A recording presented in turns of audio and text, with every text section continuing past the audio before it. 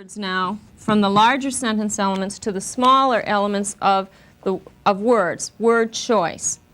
Now, diction, when we talk about writing, is actually choice of words. It is your selection of words. It's not, if I say you need to improve diction in this paper, what I am saying is not that all the words need to be slashed out and then new words put in, but rather you need to look at individual words and consider whether or not those are as exact and precise as they might be, whether they really convey a concrete and immediate impression to the reader.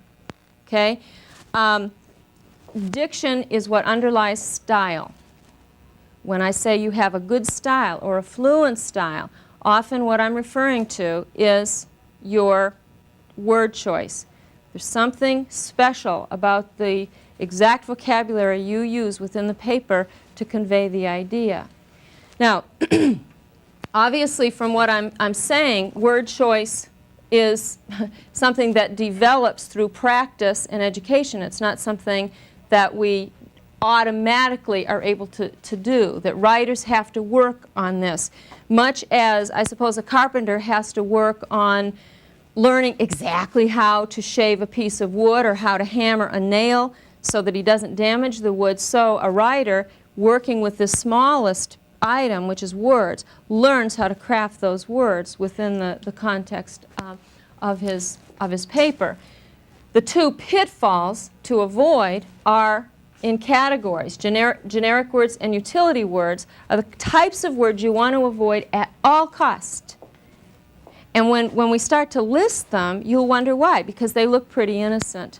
But consider generic words. Here's one, car. Here's one, school. Here's one, brother, college, class, test, dorm, food. I could go on and on. Movie, book. They don't look so bad, do they? Now, what on earth could be wrong with words like that? Too broad in subject. They're broad, right. They are broad words. They are words that generate an idea of a subject. So you're right on target there. They tell us what something is in the general sense, but not what it is very specifically. Right? Now, consider these words in context. Consider papers that you have just written. Someone who writes about an escape. Remember, one of the diagnostic topics was to write about a recent escape from your hectic pace. Many of you went off in cars as an escape. You just literally got out of town, got away from school, got away from the neighborhood, away from the house, and so forth. Well, you hopped in your car. Or your friends came by, and no, my friends came by and I hopped in the car. And we went off to the lake. Or we went off to the local drugstore and had something to drink. Great, I get the idea, but I'm not really part of that experience, am I, as the reader, when it's conveyed in general terms like that. Okay? The writer wants to, even when he's writing about abstract subjects and not just personal experience, wants to make the reader very much a part of the world of that essay. And you do that by transforming these words into real words, into concrete words. On Saturday, no, it wouldn't be Saturday if you escaped, would it? It would be a Wednesday. On a Wednesday morning, when I had a test in algebra at 9 o'clock, I got up and I had my usual breakfast of pancakes and bacon and eggs. I could not face going to Mr. Smith's class. So I jumped in my, what? No. Jumped in my car. Okay, I jumped in my Fiero. Okay, I was going to say my Lamborghini. I mean, if we're going to fantasize, why not fantasize? Jumped in my Fiero and drove to Lake Wawasee to sit on the pier and watch the 6 white ducks that live there. It may sound overdone. In fact, it does sound a little bit overdone. But I would rather you got in the habit of writing that way and then start to back off of it a little bit than continue to write in very general ways about your experience. Okay? Many essays begin, when I first came to school, when I left home and came to school. Well, school, what school? What school did you all come to? Gee, this one's hard. Where did you all come? Ball State. Right, Ball State University. When I left home and came to Ball State University, that gives so much more information and makes the reader feel as though this essay is about a real person. It's not a typical story about a typical teenager coming off to college. It's about you personally. It's what happened to you. And that's what's interesting. Not what could happen to anybody, but rather the slice of life that you include in an essay is what we're after. And we get that slice of life through the specific language that you choose. The way you turn a general experience, a school, a brother, a college, a class, a movie that you went to, into a real event. And language will do that. Specific language will make that kind of a transformation. Okay, I don't expect this to happen overnight, but I do expect that you will begin to think more specifically. Don't be under the false assumption that no one cares what happened to you. A person would not be asking you to write. A university, Ball State University specifically, would not be expecting you to write and to write a lot within your classes if your ideas and opinions and experiences were not significant. They are. And they're going to be conveyed to the reader through, at the smallest level, through the words that you choose. Okay. I want to reassure you that we are not going to talk about individual letters. Words, and that's it. That's as small as we're going to get. Okay, does anybody know what utility words are? What are utility words? Somebody. No. Somebody. Well, it could be in some context. I'd probably be more liable to put it in generic words. I was thinking in terms like going Going. through, things like that, describing something in a broad sense. Describing something in a broad sense, like going or going through, you say. Why would you call them utility words? Because it gives you an overall view of the sentence without getting down to the details. I got out to my car, I got out to my Trans Am, went to the lake. Went would be a utility word.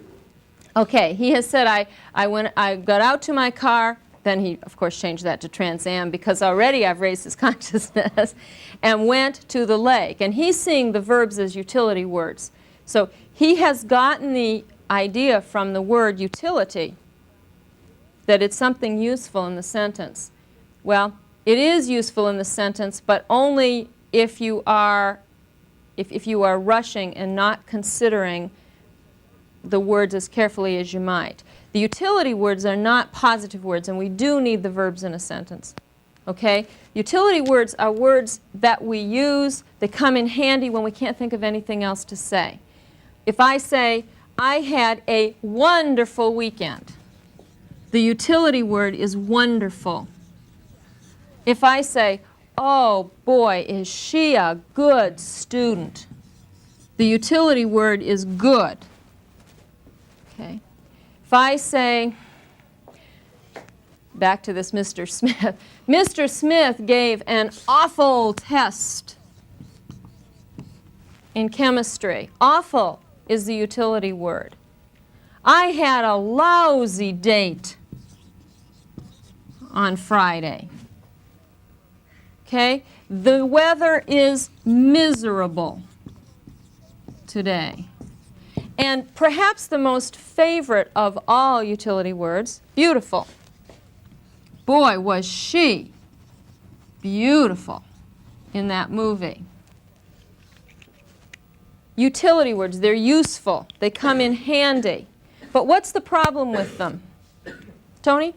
You can ask why to all of them. Why was it wonderful? Why was it good? Why was it awful? Okay, that's a very good answer. You can ask why. In fact, if you're really listening to the person, you would wonder why. The question would be automatic because you're not given a lot of information about the subject when these words are used to describe it.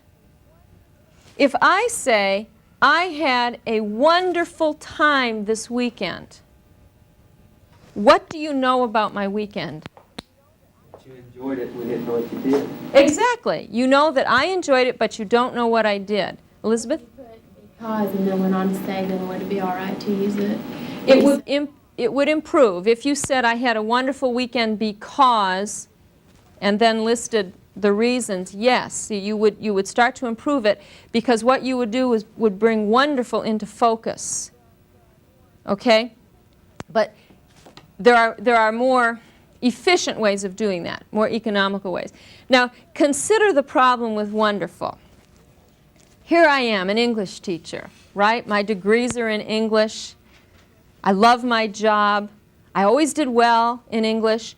What if I said to you, I had a wonderful weekend. I wrote essays all weekend long. I went back into my study and I got my pencils sharpened and I sat down and I wrote essays about Wales, about Faulkner, about James Joyce. I wrote about poetry. I read the most difficult poems I could find, like T.S. Eliot's The Waste Land, and I read criticism on T.S. Eliot all weekend long and took notes. Does that sound like a wonderful weekend to you? You don't think that sounds very good, Frank? Not at all? Well, what's a wonderful weekend to you? Not having no homework and having a lot of fun over the weekend, I guess. Going home would be a wonderful weekend. Okay, a wonderful weekend to Frank would be having no homework, having lots of fun, and going home. Okay, he doesn't want to write about T.S. Eliot over a weekend. So what's wrong with the word wonderful? It doesn't apply to everyone. It doesn't apply to everyone. Wonderful is a very, very personal word. What's wonderful to me, well, actually, what he said sounds good to me too. Wonderful, going home, having fun. Well, I don't know, I sort of like homework, so I guess we'd have to have a very strange. That's why I became a teacher, you know. There's a sort of sickness that motivates us all. But we know when Frank says, I had a wonderful weekend, we know something about him. When I say, I had a wonderful weekend, you know something about me. You know how I felt. But you don't know what happened. You don't know what occurred, just as you said. So wonderful doesn't tell us enough. Now, how about beautiful? If I say, the new female, lousy word, the new woman movie star in Children of a Lesser God is beautiful. I can't remember her name. Does anybody remember her name? Is beautiful. What's the problem? Did any of you see the movie? Okay, so the problem becomes even increased, doesn't it? What is the problem? Beauty's in the eye of the beholder. Beauty's in the eye of the beholder. Okay? And even if all the critics agree, and most people who see the movie agree that this young woman is really very beautiful, we still don't know what specifically is making her beautiful, right? We don't know if she's blonde, brunette. We don't know, well, there's a very important factor about her that isn't conveyed in that. Does anybody know what that factor is? She's deaf. Right. She's deaf. She's deaf. And that, you know, that's part of the beauty, is the way that she compensates for the deafness through using her hands to communicate. And she doesn't speak till towards the end. And her beauty has much to do with the grace of her actions and the intensity of her facial expressions, all of which compensate for the fact that she doesn't hear and she doesn't speak. And that's what I'd want to know. Not that she's beautiful, just beautiful, frankly, but that doesn't tell us anything. I also, with the word beautiful, consider the fact that my husband and I bought a very ugly cat when we were first married. We bought her because she was ugly. We thought no one else would want that cat. Everyone who came into the house after we got her said, what a beautiful cat. See, she's not a beautiful cat, she's an ugly cat. That's why we bought her. Consider it. So these words, and this is not a complete list. You are going to discover these words as you write and as you speak. We can use them when we speak because other attributes go along with them. If I talk to you about my beautiful cat who was really ugly or my ugly cat who was really beautiful, the intonation of my voice, my facial expressions, the gestures I use convey a lot, don't they?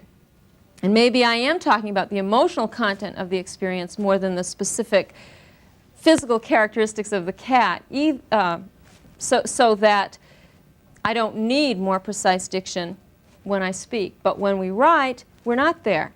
It's a very direct experience between the paper and the reader. And once you've handed it over, you're gone. You cannot interpret. You cannot fill in the blanks. You cannot tell the person what you actually meant. Just the paper has to do it and the words. So we want to try to think, as Elizabeth suggested, wonderful, what exactly made it wonderful, what made the weekend wonderful, what would be a word that could convey the actual experience more than my emotional response to what happened. Why did I consider this young woman beautiful? Was it her physical appearance or was it something more? And when I have the answer to why, then I have the language probably that I want to use instead of the utility words. Okay, I'd like to look at an essay that was written by a professional. Actually, this is an excerpt from an essay. And I have deleted the words that would name the animal that is described here.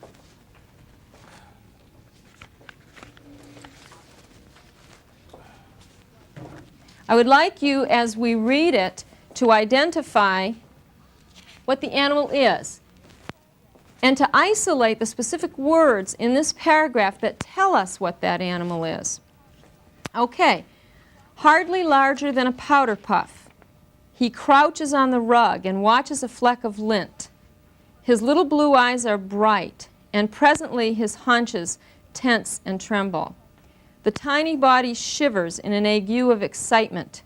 He pounces, a little clumsily perhaps, and pinions the fleeting lint fleck with his paws.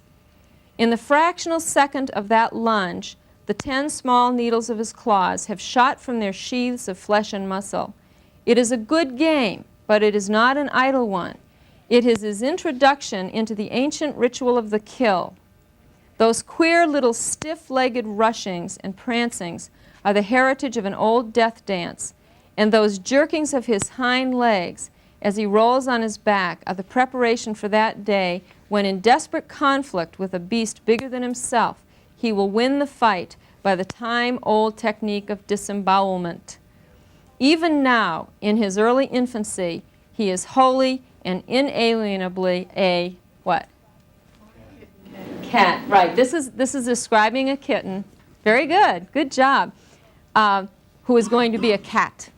Even though he's an infant, even in his infancy, he is wholly and inalienably a cat. That's good.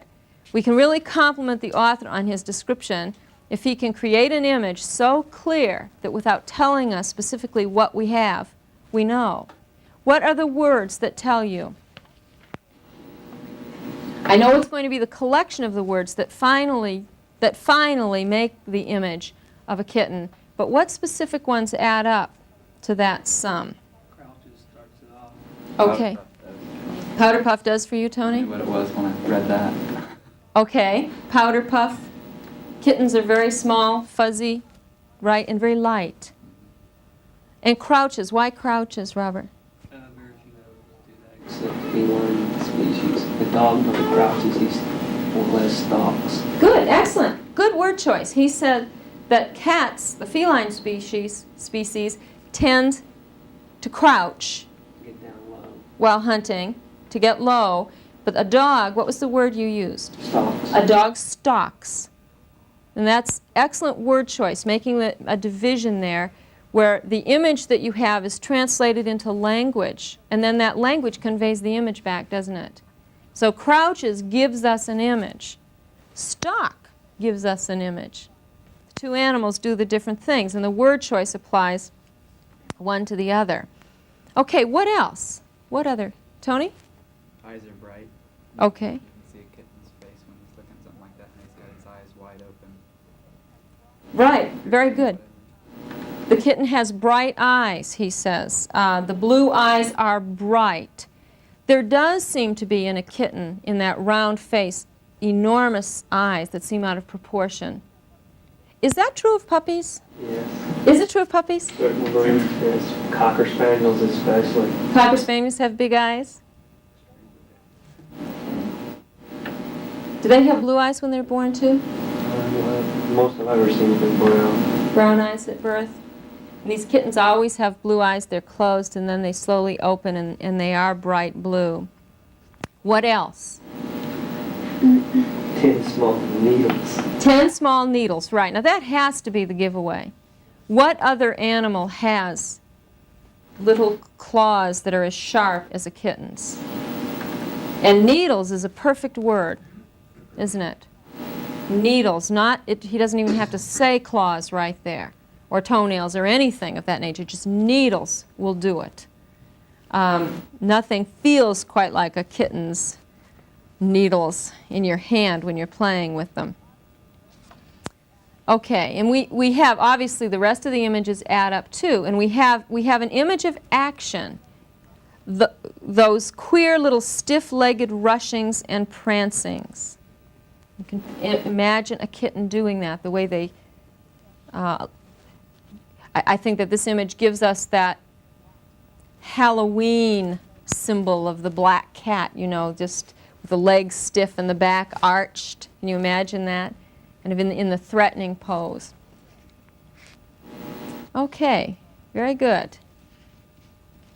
Other comments about the kitten here? The words convey the picture. The picture conveys the image to us, and there's no question about the identity of this creature. We couldn't put in another animal and have the paragraph work. Okay, in contrast, turn to the next page. And let's look at the essay, the first essay entitled Two Types of Teachers.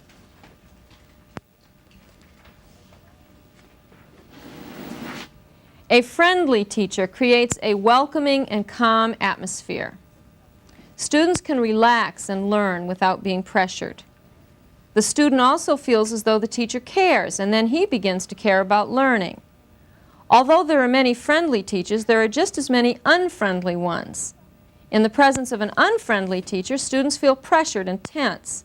Students cannot relax and learn easily. The unfriendly attitude gives the student the impression that the teacher does not care if the student learns. Therefore, the student does not care about learning and often does not accomplish much in this class. Now, I've already said in contrast to the prior essay, we obviously have a different subject. We're talking about people now, individuals, specific kind of individual doing a specific job. But what do you think of the paragraph? How much do you know about friendly and unfriendly teachers when you're finished with that paragraph? Larry? No. Nothing. You know, very little. What words does he try to use to prop up the development? The words rest on. How he feels when he's in a friendly or unfriendly teacher's class. Okay, the feelings of the student. The student feels this way. The student feels that way. Obviously, that's important in discussing the teaching methods and so forth. How the student feels is very important. However, do we know what creates that feeling? The unfriendly teacher creates this atmosphere. The friendly teacher creates that atmosphere. But what do they do? How do they do that? As a teacher, I would really like to know. I'd want to know what makes the difference in those two atmospheres specifically. Well, fortunately, one of the other students in the class wrote a very similar paper and came up with two types of teachers also. Notice that he has written two paragraphs, one paragraph on one side, one on the other, on this subject. but has given us much more information, and he's done it because of concrete language. Mr. Reeves was a poor teacher. What do you notice right away about the beginning of that paragraph? Right in that sentence. He doesn't like the teacher, I guess. Well, okay. Tells you exactly what he's going to write about. Not a good teacher. He's not a good teacher. Okay. In his eyes. In his eyes, right. This man is a poor teacher. Okay. And as Tony says, we know just what we're going to talk about. We know what the paragraph is going to be about. But what else? There's something here that students have a lot of difficulty doing because you feel guilty as soon as you've done it. It doesn't specify if it's a friendly teacher or unfriendly teacher. Okay, well the subject's different. Yes. Okay. Teacher. The teacher is named. Good. The teacher is named. You know, I can guarantee you that when this student wrote this paper, a bolt of lightning did not come down into the classroom and zap him because he had named someone in the paper. He used the specific name of the person, or a specific name. It may be an alias. We don't really know. I can guarantee you didn't take this class with this teacher again. No, he's not going to. He won't. And when we're through with the paragraph, we know why. Okay, Mr. Reeves, he's named, was a poor teacher. There's strong focus. Friendly and unfriendly are utility words, aren't they? Friendly and unfriendly. Unless you're going to really give specific information to say the characteristics of friendly are these, the characteristics of unfriendly are these, we don't have much to go on with those words. But let's see what he does with poor. It appeared that he spent very little time preparing for class. So specifically, he doesn't prepare for class. He would walk into the classroom with his little red notebook and start copying material from the notebook onto the board. What's the concrete image there? Yes, he studied his own work. He It's right there. You don't have to guess. doesn't study for his assignments. Okay. The teacher doesn't study. He doesn't prepare. And what does he carry with him? A red notebook. Very good. Very good. I'm asking an easy question here. He carries a red notebook. Now, immediately in your mind, don't you see that? This is a real person who's walking into a real classroom and doing a real thing, pulling out a red notebook. And then he copies from the red notebook onto the board. And we see that. Suddenly, we are with this student in this classroom, and we're experiencing the inadequate teaching of Mr. Reeves.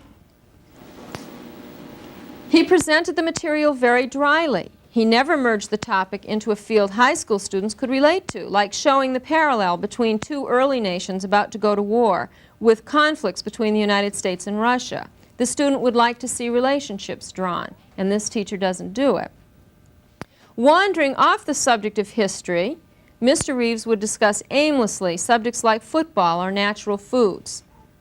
What does Mr. Reeves teach? History. Good. So it's not just any old subject, it's a real classroom. Does Mr. Reeves just get off the subject? No. What does he do? Well, he wanders off. Good. He wanders off. It's sort of like sliding rather than just changing it. He wanders into something else. And what two subjects does he really like? Football and natural food. Very good. Football and natural foods. He likes to talk about those two things. Again, this is a real person. He's multidimensional. He's not just some flat, friendly, or unfriendly teacher. He's a real person with real interests, unfortunately. He seems to be intruding them in inappropriate ways. We waste, excuse me. He might be a football coach, too. Maybe he was. Maybe.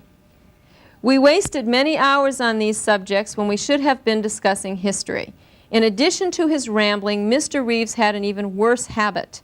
He would give an assignment, never discuss it with the class, and yet test us on all the material anyway. Boo, hiss.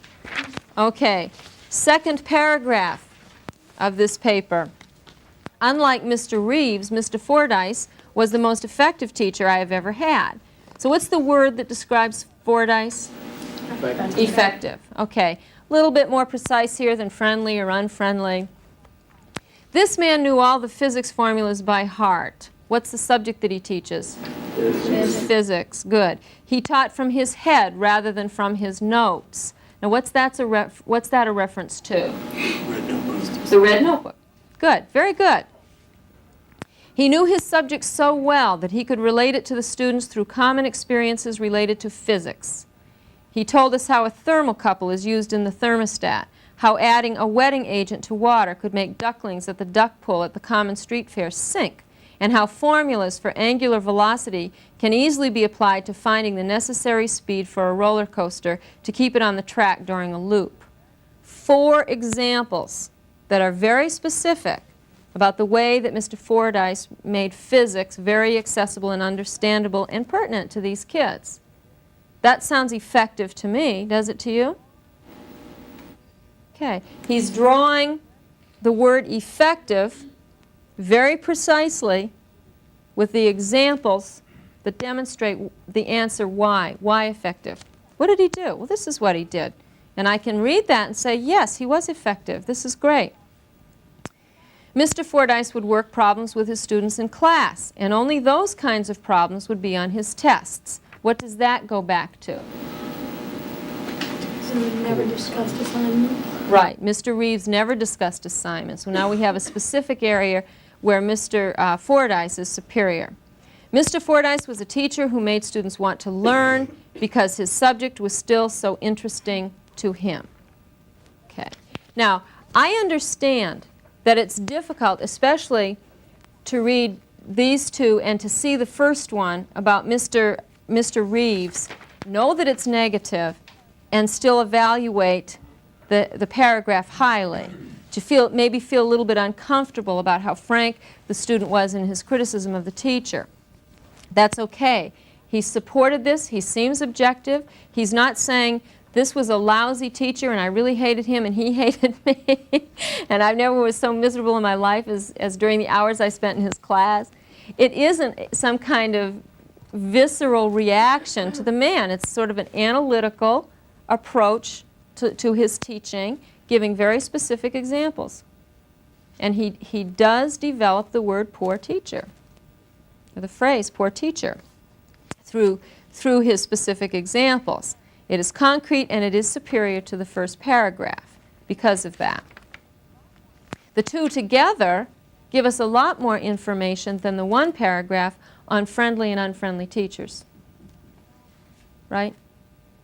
We don't know much when we're through with that first paragraph. Okay, on the handout, which I would like you to be looking at overnight, tonight, you have several other essays. One is entitled The Barn. This one is The Barn. The subsequent one does not have a title, but it is about a night in the Mekong Delta in Vietnam, South Vietnam, and it is very moving, very real. Make sure you haven't eaten recently when you get to it. And New York, New York is a very short paragraph that was written in about a half an hour as an impromptu in one of my classes. And it is developed with concrete language that offers examples to illustrate the thesis of the paragraph. The two prior to that are details, descriptive details, such as we've seen before. Okay, what I would like you to do now is what I suggested earlier. I'd like you to take the next 5 minutes and, without mentioning the name of an animal, write about 3 or 4 sentences about an animal that describe it. And as you consider the word choice, consider the fact that the person reading these sentences should be able to recognize the animal without knowing its name or its breed. Okay? Just take a few minutes and you can hand those in before you leave. Okay, that's